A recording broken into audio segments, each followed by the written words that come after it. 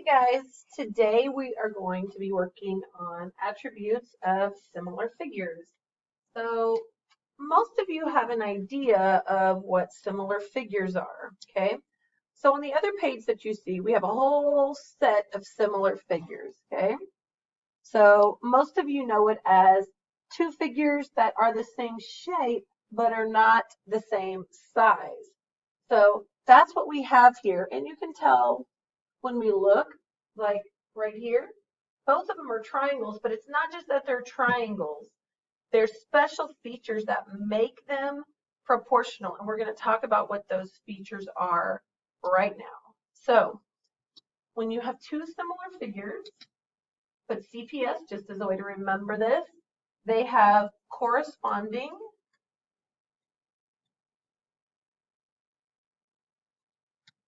proportional sides.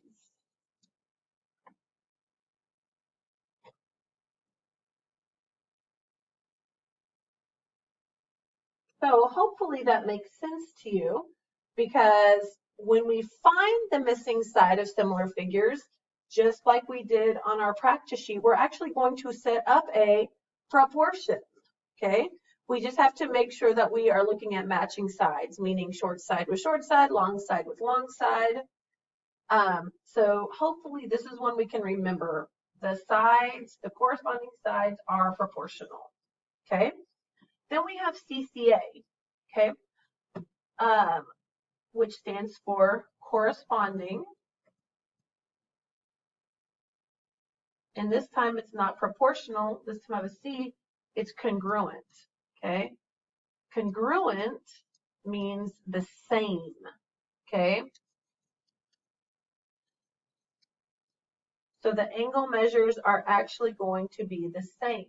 You may want to pause the video so you can write this down, because I'm about to switch the screens.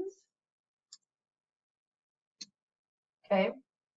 If you look here, even though we have different size triangles, this angle and this angle are the same. If I extend those lines, it's going to be the same. This angle and this angle are going to be the same. If I extend this line and this line, this line and this line, it's going to be the same angle. We can tell that, okay? If I was to set a protractor down, okay? By looking at this, and I could be wrong, this looks like about a 45-degree angle, about, and this one looks closer to maybe 60 or 70, okay? So corresponding congruent angles. And the last one, this is the one people have trouble remembering, which is sides, should be really corresponding sides, change by the same scale factor. Okay.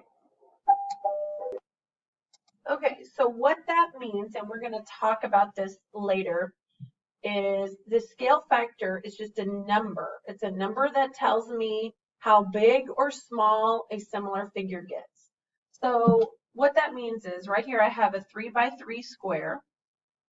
So maybe 3 inches by 3 inches. I'm just making up those units, okay?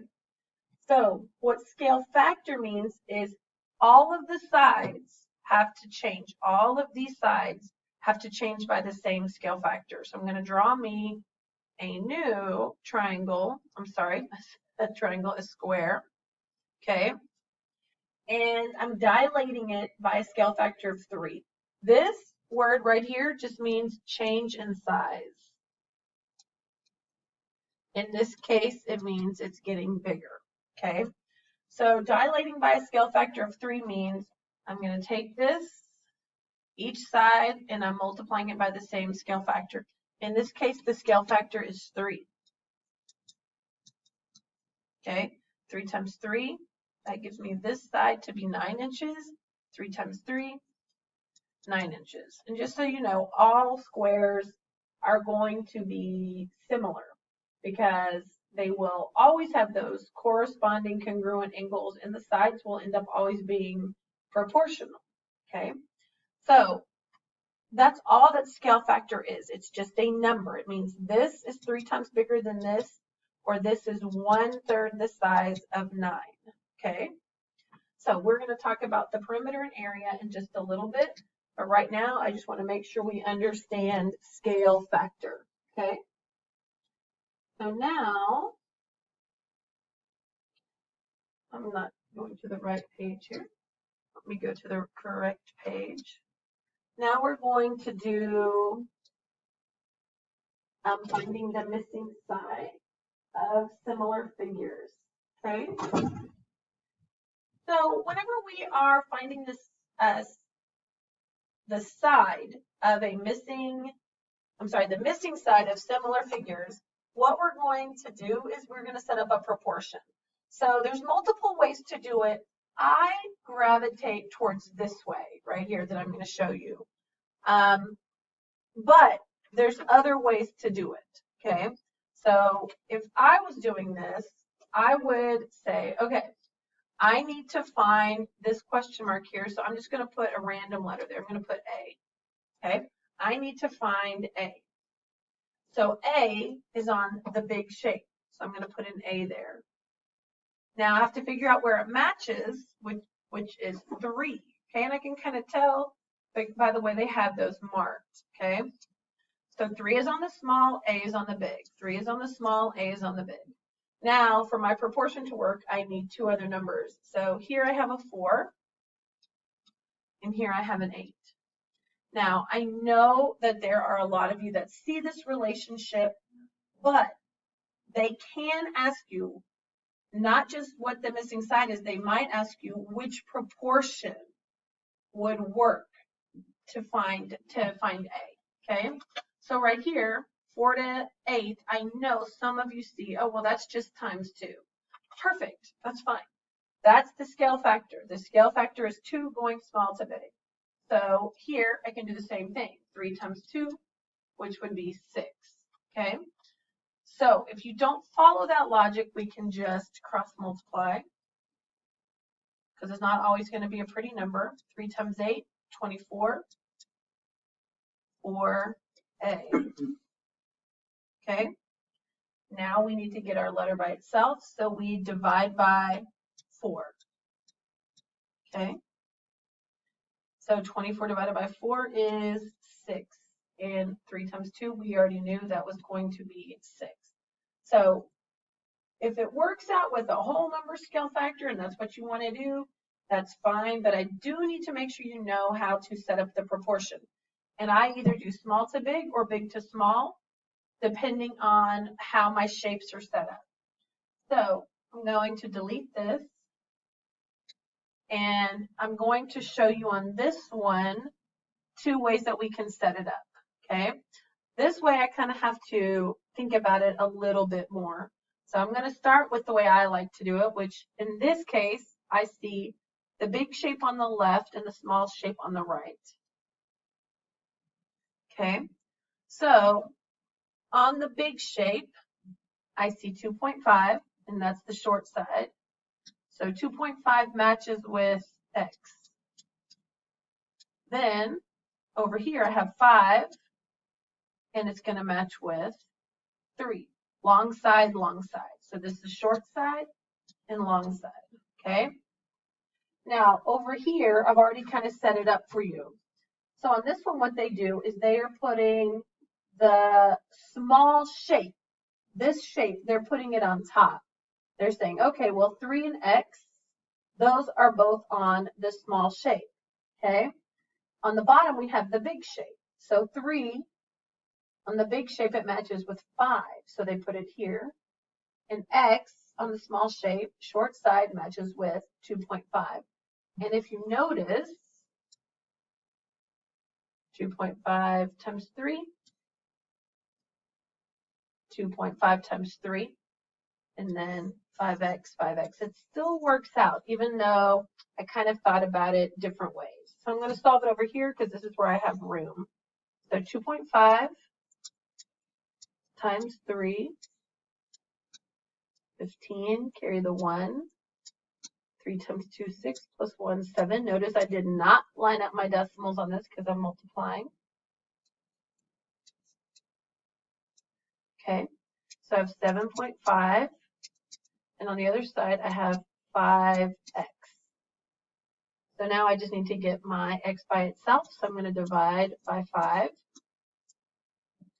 So I want you to do that right now. 7.5 inside divided by 5 on the outside. I don't have to move my decimal, okay, so I'm going to put that there. So start dividing that.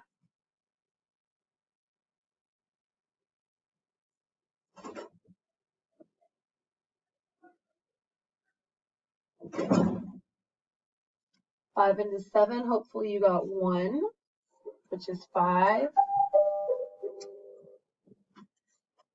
So I have 2 left. Pull down the 5. 5 into 25, which is 5. So, and there would be nothing left. So in this case, x is 1.5, and it doesn't give us the units on that. But that's reasonable to me. 2.5 is less than 5, 1.5 is less than 3, and some of you might even notice that 2.5 is half of 5. Well, 1.5 is half of 3. So we have a couple relationships there. Okay, so the last one we're going to talk about is number 4, okay? So number 4, it looks a little different because these are what we call nested triangles, okay? These are nested, and they're always going to be similar because we're going to have corresponding congruent angles. So when we look here, notice these are right angles, okay? And then this angle is the same. Remember, these have to add up to 180, so that means these two will be the same, okay? So we have nested triangles here, so they are similar, okay, because the angles will be congruent. So what I'm going to do is I'm going to outline my 2 shapes, okay? I'm going to start with this small shape.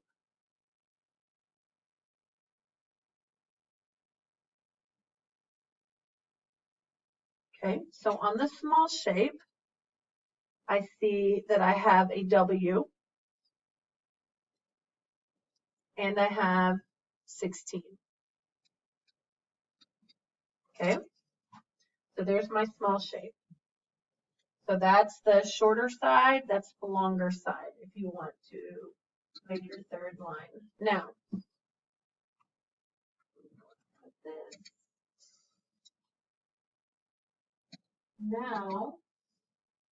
my big triangle. Okay, so hopefully you can tell on this big one, W and 12, 12 is on the big, that should match with the W, okay? Now on the bottom, we don't want to put 4, that wouldn't make sense because 4 is just that little piece. So hopefully you know we need to add those. And what do we get when we add 16 plus 4?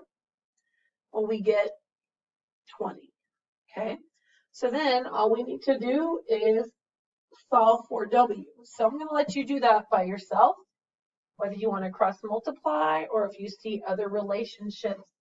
I want you to cross multiply that, and hopefully you can tell my answer is going to be less than 16, but it's actually going to be more than 8. And I know that because 12 is less than 20. And if I think of half of 20, that's 10, that's more than half of it. Okay, so less than 16, but more than 8 if you do it correctly.